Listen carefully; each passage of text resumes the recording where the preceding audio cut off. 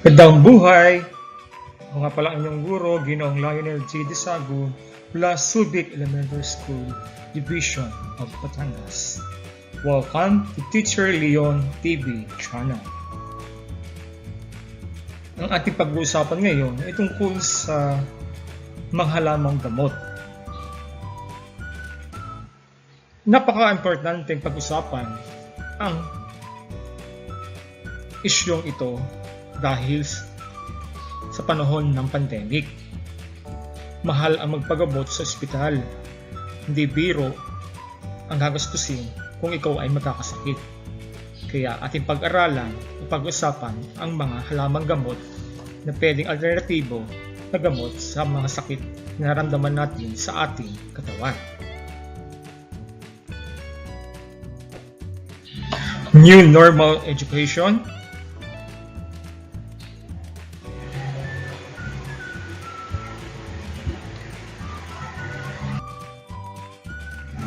Kumusta na kayo mga bata? Sit back and enjoy and learn.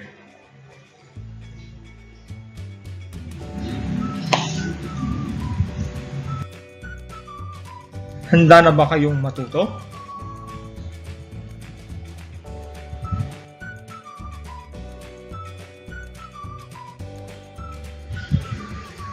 Mga halamang gamot.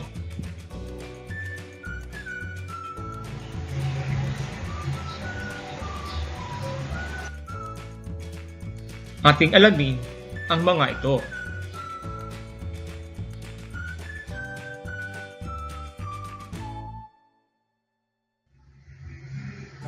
Halamang gamot ang nakasanayang inumin ng mga Pilipino, lunas para sa iba't ibang uri ng karamdaman.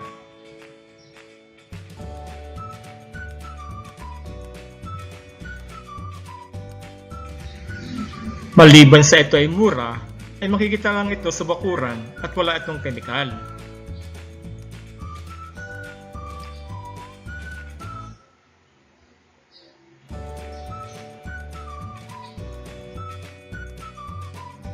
Ang una dyan ay bawang.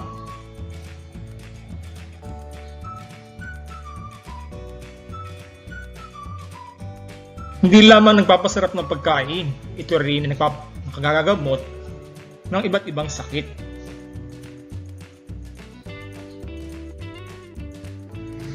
Ito ay panlaban sa sakit ni Salmonella at E. coli. Drug resistant ng sakit na tuberculosis.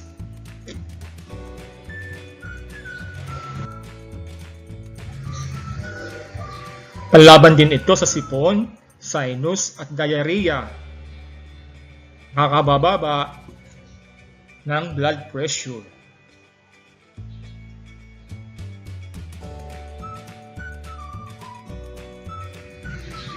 Paano ito gamitin? Kumain ng 1 o 2 botel araw-araw. Ang pangalawa ay honey o pulot.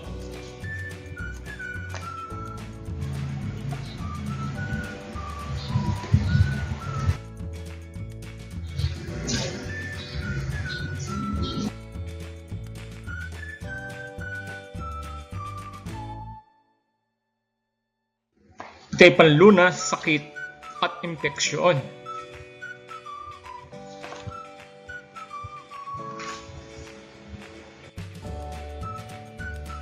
Panggamot din ng chronic wounds, ulcer at skin grafts.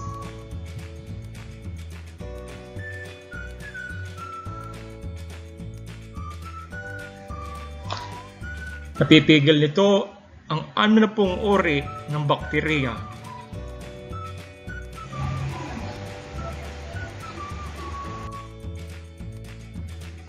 Gamot din sa sore throats, gastric ulcers, digestive ulcer, ubo, at skin problems gaya ng acne.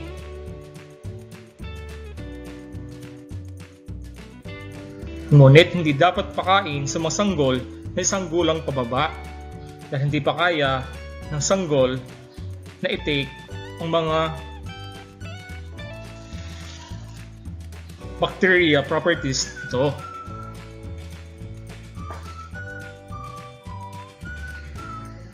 Para gamitin bilang halawang gamot, ay maaari itong inumin o kaya naman ihalo sa saa o pagkain. Para naman magamot ang sugat, ay maaari itong i-apply ng diretso sa apektadong parte ng katawan. Ang pangatlo ay ang ginger o luya.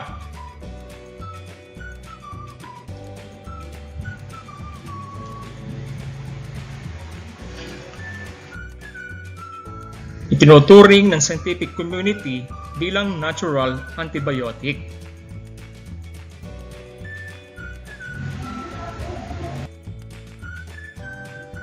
Nilalabanan nito ang strains ng mga bakterya.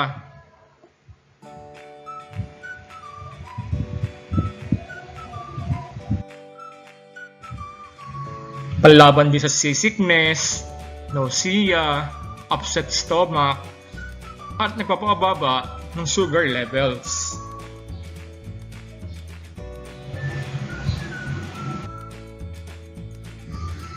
Panlunas din ito sa sakit ng trangkaso at sipon.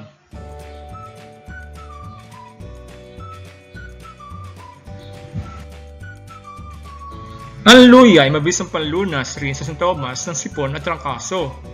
Para gamitin bilang halamang gamot ay magpakulo ng pinitpit na luya sa 2 tasang tubig at inumin araw-araw. Ang pang-apat ay oregano.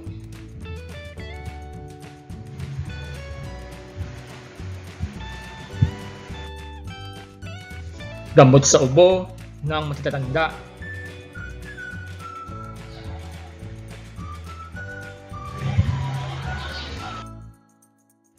Taglay ang anti-inflammatory properties at antioxidant.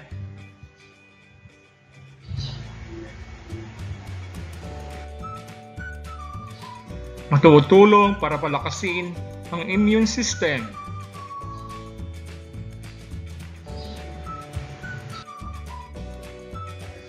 Maliban sa oil form, ang oregano ay maaaring gamitin bilang halamang gamot sa pamamagitan ng pag-inom ng katas mula sa pinigang dahon nito na hinalo sa maligamgam na tubig.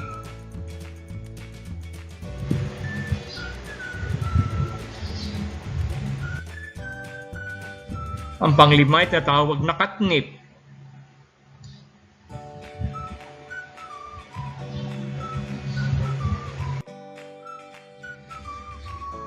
Nakagagamot ng sirang tiyan, natatanggal ang anxiety at tension.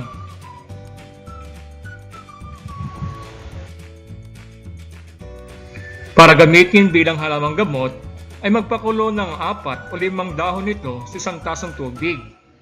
Salain at inumin ng 1 o 2 beses sa isang araw.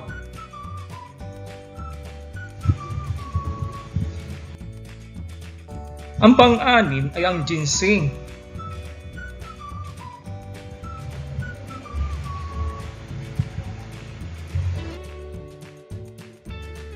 Nilalabanan na nito ang erectile dysfunction.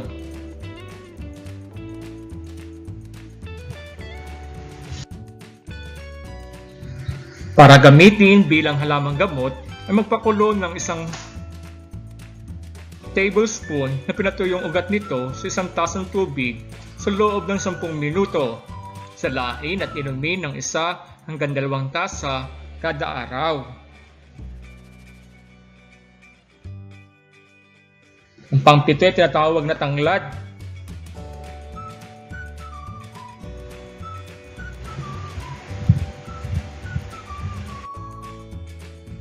Nawawala ng physical at mental fatigue.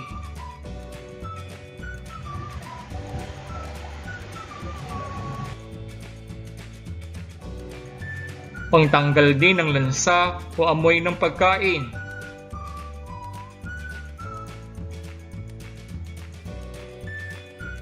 Nilalabanan nito ang pagtatae, pananakit ng ngipin, hirap sa pag-ihi, pananakit ng sikmura, pananakit ng likod, rayuma, alta presyon, at sakit ng ulo.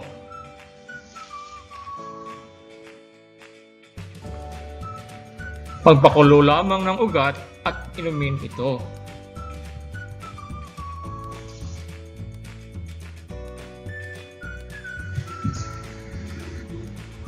Bayabas.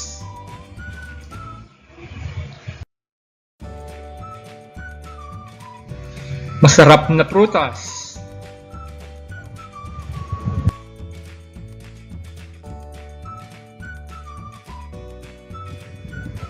Gamot sa kati at sugat sa katawan.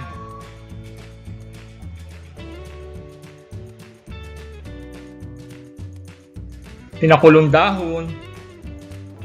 Gamot din sa tuli at panganganak.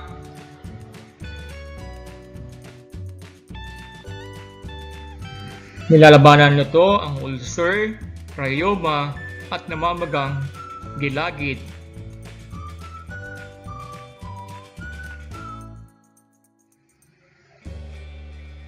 Pagtatae at hirap sa pagdumi.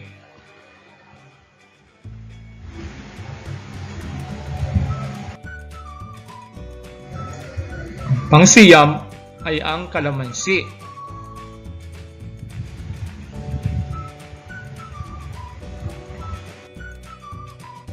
Masarap na prutas at pampalasa ng pagkain.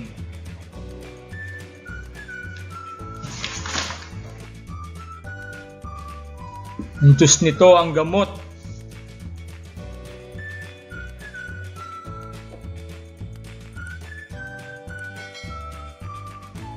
Gamot din sa altapresyon, tagihawat, at pangingitim ng balat.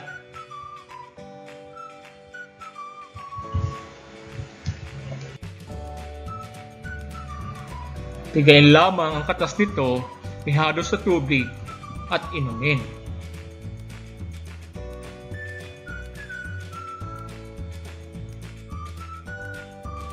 Ang pangsampo ay tinatawag na guyubano.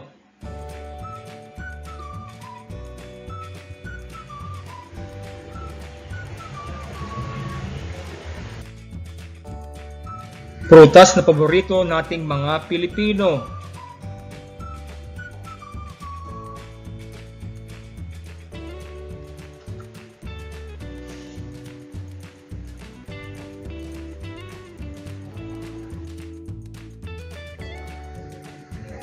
Gamot sa pagtatae, pamamanas ng paa, eksema at rheuma.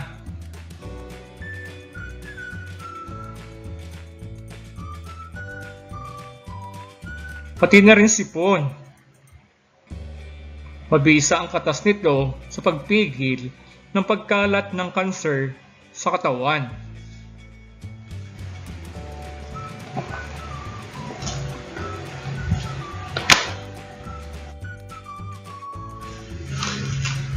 Tandaan, huwag kalimutang magpakonsulta sa doktor kung nakakaramdam na ng sakit.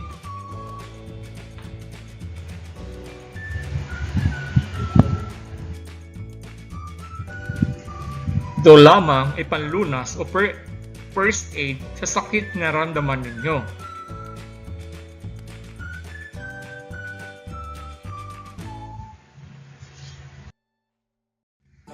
Hindi ito pamalit gamot sa mga nireseta ng doktor.